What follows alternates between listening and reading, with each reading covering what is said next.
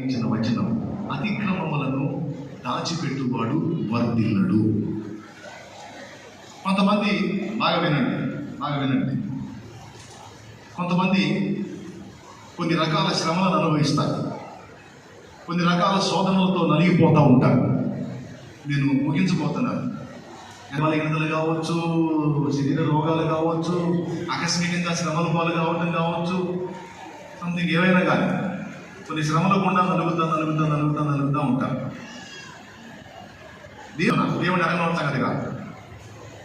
దేవుడిని ఎరగనోడికి అగసాట్లు వచ్చినట్టు అర్థం ఉంది, కానీ దేవుడిని ఎరిగిన మనకి అగసాట్లేంది, రోగాలేంది, సమస్యలేంది, బాధలేంది, ఇరుకులేంది, ఇబ్బందులేందని కొంతమంది గందరగోళం అయిపోతూ ఉంటారు. దానికి ఒక సమాధానం చెప్పాలి. దేవుడు మనల్ని కొడుకులుగా కూతురులుగా చూస్తున్నాడని హెబ్రీ పత్రికలో రాస్తుంది. దేవుడు మిమ్మల్ని కుమారులుగాను కుమార్తెలుగాను చూచుచున్నాడు. కాబట్టి తండ్రి శిక్షించని కుమారుడు ఎవరు, తండ్రి శిక్షించని కుమార్తె ఎవరు? ఒకవేళ తండ్రి యొక్క శిక్షా ఫలములు మీరు పాలు పొందకపోతే మీరు దుర్బీజులే కానీ కుమారులు కాదు అన్నాడు. ఈ మాట గతంలో మీకు హెబ్రీ పత్రికలో చదివించాను. పొందుటకై మీరు సహించుచున్నారు. బాగా వినండి, కొద్ది మాటలే ముందే చెప్పాను.